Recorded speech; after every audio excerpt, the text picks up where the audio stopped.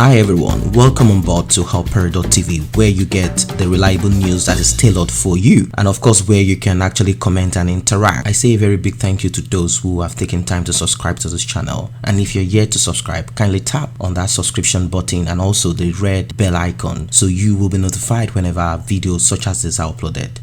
Justice Ojukwu of Federal High Court in Abuja on Monday reviewed the bail conditions earlier granted to the publisher of Sahara Reporters, Omoyele Sowore, the convener of Revolution Now movement. It's been a while that we've heard any news about Omoyele Sowore since he has been in detention. Justice Taiwo initially granted Omoyele Sowore and a young man called mandate. That is the alias that he goes by. Is a young man of 23 years old. Is being charged with the same trumped up charges that the federal government through the DSS have put on Omoyele Sowore. After the justice cleared Omoyele Sowore and handed him over to the legal representative Femi Falana, and of course they asked for certain documents to be presented, such as his international passport, in which they fulfilled, and they sent a letter down to the DSS. DSS refused accepting the letter because they needed to do what they needed to do. They are actually listening to some cabals. Buhari, at that moment Buhari was not around. Buhari was in the United States of America, and they had to wait for Buhari to come back before they decided to shop for a new judge that would do their bidding. And this judge is Justice Ojukwu of the Federal High Court in Abuja. She has decided to review Omoyele Sowore's bail. The court on October 4th granted bail of 100 million naira to Mr. Sowore and his co-accused Olawale Bakare, aka Mandate. He was asked to provide 50 million naira, and apart from the 100 million naira granted bail granted to Sowore, he still has to produce two shorties. And these two shorties must have landed properties, and they must be able to put down 50 million naira each also. Mrs. Ojukwu said Mr. Sowore should produce two shorties in like sum, like I said. If he is unable to present these two shorties, he has to provide 50 million naira each. That goes to about 200 million, something of that nature. 50 million was to be deposited with the court, while the balance was to be put in place should Mr. Sowore jump bail.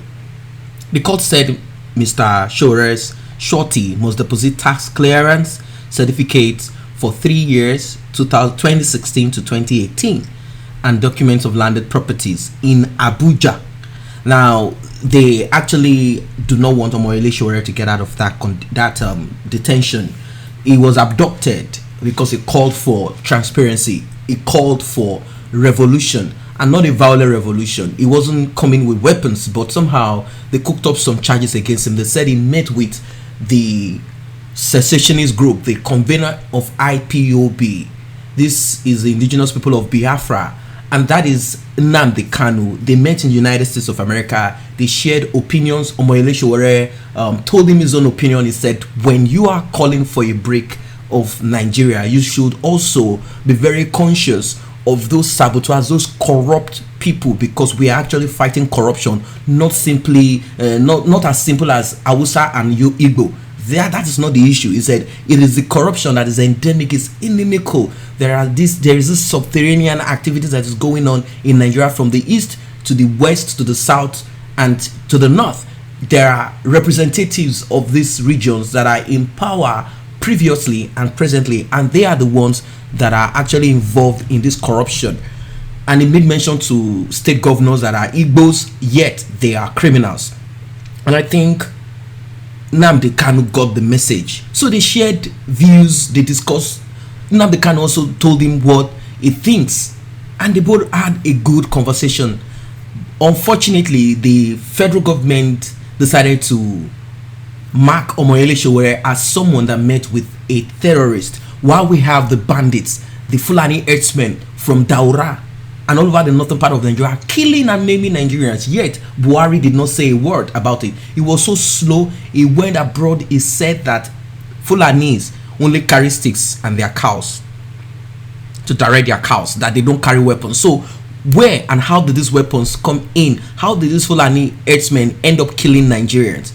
Before the president decided to speak, it was too late. A lot of people had died. You need to look at the Benue massacre. A lot of people had died as a result of this. So they claimed that Omoyele Sowore met with the terrorists, and they also said Omoyele Sowore somehow went to Dubai to meet with some terrorists over there to get money so as to support the man El-Zakzaky that the government has kept in detention, all because he is a Shiite, a different faction of Islam. That one has affiliation with Iran, and he also has a different, this Shiite have a different political view, and also have a different religious view. Buhari and many of the Hausas and the people that are Muslims in Nigeria are Sunni Muslims, and that this group of people have affiliation with Saudi Arabia. The court ruled that El-Zakzaky should be released, but he wasn't released. The man went to India. He was unable to get proper, adequate health that he wanted. They claimed that he was trying to connect with some groups of people, and secondly, they said he was asking for a 5-star hotel. Anyway, let me leave that part. I brought in that so as to let you guys know why they cooked up some charges against Sowore. They said he was mixing up with this group of terrorists and extremists to create problems in Nigeria. So the shorties, like I said, also to deposit affidavit of means for their asset. The court ruled that when released after meeting his bail condition, Mr. Sowore should also remain in Abuja till the case is determined, while his co-accused Olawale Bakare should not leave his place of residence in Ojukwu except for the trial.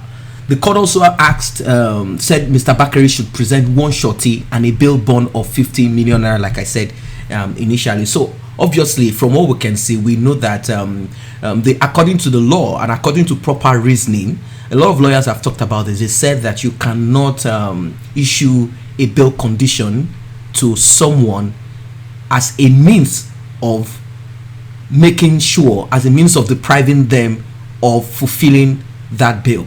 But on Monday, Justice Ojukwu said the court has right to grant bail and may review it if necessary. She set aside the 50 million naira security deposit by one of the shorties and also reduced the 50 million bail of the second defendant, Mr. Bakare. Mr. Sowore, who was arrested on August 3rd not even arrested, he was abducted, he was kidnapped by Nigerian Security Service, State Service, SSS, for planning a protest popularized with the hashtag Revolution Now. He was granted bail for the second time on Friday. A previous bail granted the defendant on September 24 was not complied with by the SSS. The two accused are facing trial on 7 counts of treasonable felony, not felony, treasonable felony, meaning a crime that could lead to felony. So people should really get that. I even found it so amazing, so disgusting that even the representative and also the SSS, the DSS, they do not even understand the difference between felony and treasonable felony. Fraud, that is what they accused him of. They said he brought in $60,000. I don't know how that amount of money will be called fraud. He has never defrauded anybody, and they said he wants to use the money to unseat the government. $60,000. What a shame. They said cyber stalking and also insulting President Muhammadu Buhari. What is that? That's nonsense. The same man worked for Nigeria, although it looked as if it worked for APC, and he was able to kick out the corrupt administration of PDP, and of course the flag bearer of PDP, the man Goodluck Jonathan. They stole a lot of money. They stole so much amount of money, and he felt he was working to kick out the administration. Unfortunately, because he is not a spirit, he doesn't know what will happen tomorrow. He realized now that Buhari is involved in the same thing, and decided to act by bringing himself out to be a president. And when he realized that that wasn't going to work because they've already entrenched themselves in the system, INEC is in control of the executive, the judiciary, they muscle on them, the legislative arm of the government. Instead of them being a separate body, they are like a parastatal to the government. So he decided to protest in the hope that Nigerians will wake up and stand up for what is right. But unfortunately, many of them, they won't. They didn't do that. So there have been growing calls for the release of Omoyele Sowore, with many condemning the government of President Buhari for their arrest and charges, particularly saying he insulted the president. Now they've passed a bill. They said if you insult the president, that's simply what it is. If you insult anyone in government, they called it hate speech, you will be asked to pay a huge amount of money, 500,000 naira and also 5 million naira. The lawyer said even the Supreme Court does not regard a revolution as a lawful offense. That is what Mr. Sowore'S lawyer Femi Falana he said. Revolution now is not is a lawful offense. Even a coup that sustains the status quo has been said not to be a revolution by the Supreme Court. Mr. Falana said the All Progressive Congress APC and President Muhammadu Buhari staged protests after they lost previous election. Buhari called for a revolution in 2011 like that of Egypt, which was evidently violent, and he said it. Only in 1948 was someone charged for staging protests, and the charge was sedition. He said Mr. Falana asked the court to grant Mr. Sowore bail on self-recognizance. He said various courts had decided on the rights of Nigerians to peaceful protest, and the court had ruled during a case instructed by Buhari party that a police permit was unnecessary for the conduct of protests in a free society. Mr. Falana said the prosecution had argued that Mr. Sowore may jump bail like the separatist leader Nnamdi Kanu. He however argued that the allegations against Sowore does not support that claim. In the case of Nnamdi Kanu did not jump bail. Nnamdi Kanu was about to be killed in his hometown. He was about to be killed. His family members and supporters were about to be killed, and he had to escape for his life. In fact, a lot of people died. So the government shouldn't come up with trash. The prosecutor Hassan Liman responded to the argument saying that there are likelihood of the defendant jumping bail. This is an Awusama Hassan Liman representing an Igbo judge. Alright. He added that the reason why the bail should not be granted is to prevent the defendant from committing same offense of calling for a revolution again. Mr. Liman said Sowore had personally chanted songs of revolution after his arraignment and will repeat the same thing if he is released on bail. Mr. Liman referred to the arguments by the defense counsel on Mr. Buhari call for a revolution, describing it as baseless, irrelevant in the present circumstances. He said, I submit with respect that that is an effort by the first defendant to support his call for revolution. What a shame. What a shame. So that is what it is, guys. It is a shame.